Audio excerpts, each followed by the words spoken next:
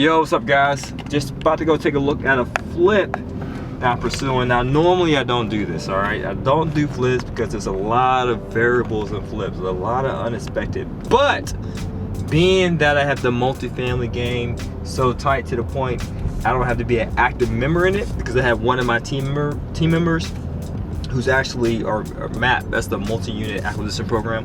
He's the coordinator, so he's doing all my buy and hold stuff, multifamily properties. So I outsourced that baby. Woo, I'm so excited. We actually converted the investment aspect into a business, having someone doing it, a team member, as well as the systems to make sure it is being executed. So I'm excited about that, thrilled about that. But now I want to do a flip. So we just came from downtown East Atlanta, and the property is just a stone throw away from downtown. So this is a really good neighborhood. I'm really excited, man. I came across this property with from a wholesaler who gave me this sweet deal. And again, I normally don't do flips. I've done 4 in the past, just 4, nothing more than that. So this will be my 5th one, but I'm definitely excited about the opportunity. All right, so let me turn this baby around. We just passed it. I forgot what the house looked like. This is actually my 3rd time coming to the property. But you see it's right over there. The shingles looking all busted and disgusted. But it smells like money to me. All right, so we're about to pull up. Now for today, I'm pretty much going to be showing you the ins and outs that I go through with the getting a flip on the contract, because I have to meet with my contractor, general contractor. Got to make sure I get these plans. The plans are important because if you're increasing the square footage so you can get more of appraised value, the ARV, the after appraised value, you got to make sure you get those plans from the GC and forward those over to the appraiser, so the appraiser can make sure the valuation comes higher. Then I'll be meeting with my inspector as well. They have an inspector come out to make sure that my SOW, that's my scope of work, is accurate. And then 3rd, I'll be, oh yeah, that's it. And then Rudy, he's filming, get the camera. All right guys, so we're here a little bit early. We're just gonna scope it out, you know, get some nice B-roll, and then we'll meet with my team.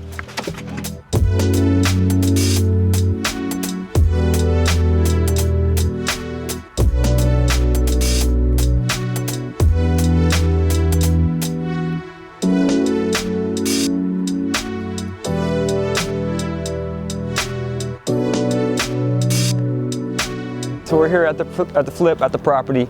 Here it is right here, Ain't She a Beaut? So you see there's a lot of stuff out here, a lot of trash. But of course, that's one of the first things you do once the property is actually closed and once I own the property, right? All the demolitions. Let's take a look over in here. See, a lot of stuff. Looks like it could have been probate, like someone passed away, got the property, they no longer wanted it. But we come back over here. All right, so, by the way, so we're talking about the first things you got to do when you get the property in the contract. So I don't own it yet, but on the contract, it's all about them 2 P's. The first P, I just discussed that, right, in the ride, in the car. The people. You got to make sure you have the team in place. So I have a project manager, I have a general contractor, I have an appraisal company, I have an insurance broker, I have the closing attorneys, and I have the appraiser. I haven't stated that already. It's a lot of people involved in this process that you have to solidify before you sign on that dotted line and actually own the property. And of course, you got me, the owner, right? My job is just to make sure I create the teams in the system so I don't necessarily have to swing a hammer on this property at all. I just do the cool stuff like vlogging, right? The next P is the paperwork. Now that's the part that I don't like, but it's important if you're using financing, especially 100% financing. How much would the repairs cost? How much does it cost, let's break it down even further, to get rid of all the demolition? How much does it cost for the permits? That's the other paperwork you gotta do. You gotta make sure that you're right with the city and get the right permits in place. Outside of the permits, you gotta make sure you get the plans, as I stated, which I'm waiting for my general contractor to bring it any moment. So there's a lot of paperwork involved when you get a flip under contract, but it's so worth it once you finally close on that property and then you begin the work. All right, so let's just take a look at the property now. And that's the 3rd P, the property, right? You got the people, the paperwork, and the property. So what we plan to do, and we should get some of this insight a little bit later, Just be careful, Rudy. Be careful. See the property here? See the roof? So it's a little bit different than multifamily, right? With multifamily, I always get a property inspection to see what everything's going wrong with the roof down to this crawl space. But with the distressed asset like this, if you take a look, everything's going to be wrong with the property. Everything needs replaced. The roof from the crawl space, everything needs to be redone, right? So there's no point in getting a property inspection. You just want to make sure that you just do things the right way where your operations, your processes are concerned. But what we intend to do to add value, of course, make this thing beautiful, change out everything, but we're going to extend the area, the living space of the property. We want to get an addition, in other words. Maybe 300 to 400 square foot back so that we can get more value from the property. All right, looks like Rudy's hands are shaking, so let's go ahead and put this on pause, and we're gonna wait for the team to arrive.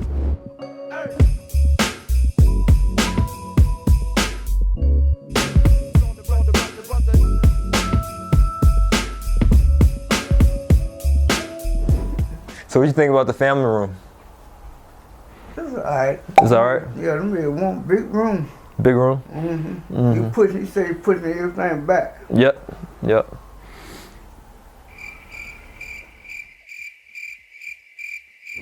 All right, guys, let's take a walk with me, okay? So I know I'm in my different getup, right? I'm not in my traditional outfit. You know me, I always gotta be suited and booty looking fly for the camera for you guys. But today, it's just a cold day in Atlanta, and we're just doing a vlog because I had to meet with my team. I definitely didn't want to miss this. I didn't want to go home and change and so forth. I want to keep it natural, all right? So let's take a look. So this is what the property could potentially look like. As you can see, this is brand spanking new. Now, the only difference between this property and the property that I'm about to flip is this is a complete new construction. So I'm not doing a new construction, I'm doing a renovation, okay? Because you might be saying, well, what about that house over there? That house doesn't look that pretty. Or what about that house over there? It doesn't look that pretty. This does look a little pretty. Now, of course, the final product that we're going to do might be a tad bit different, but you see this property stands out. Now, I want to go back over here with this property, and I want to share the numbers, right? Because that's one thing we like to talk about with 100% Finance. It's the numbers, the math, right? The math is important. So many gurus out there talking about real estate, which is great, but you can't neglect the financing because you want to finance it 100%. So let's talk about the numbers. The purchase price. At first, it was listed from the wholesaler around $225,000, $230,000. A really nice guy, but I was able to talk him down to purchase this property for $217,000. Just the purchase price, okay? You see the electricity's on, it's in somewhat decent shape. Of course, the roof needs replaced, so it's not too bad. Now the repairs.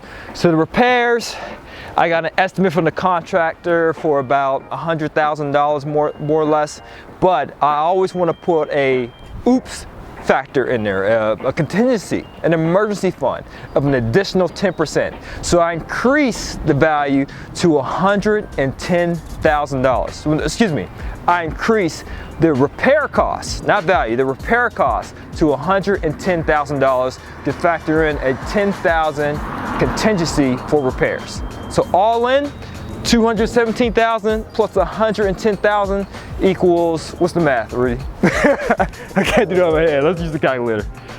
All right, let's see. Woo, it's cold out here. All right, so we're going 217 plus 110.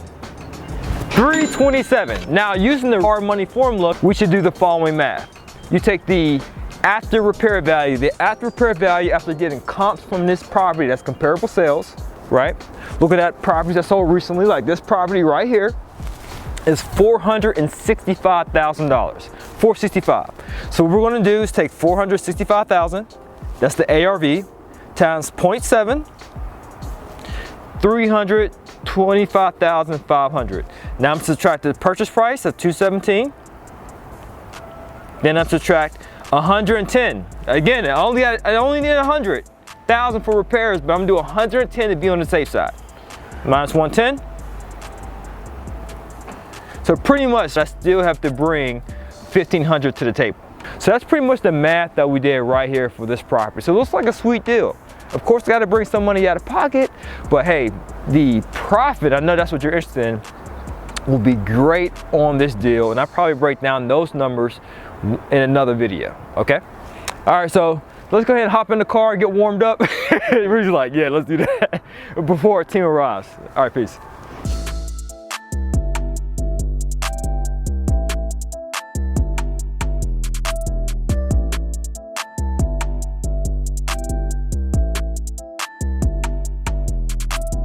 Hey man, I wish I could continue on with this video, but it's freezing cold out here. I'm like shivering. So you can see my breath, can't you?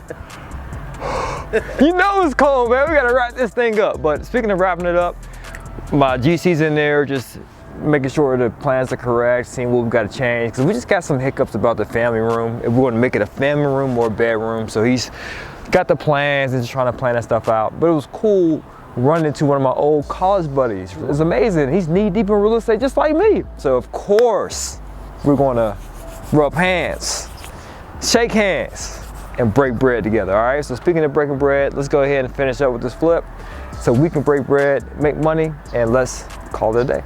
All right, as always guys, it's to your success. Stay tuned for the next video. This vlog, doing something different, but we gotta get back to work and it's cold.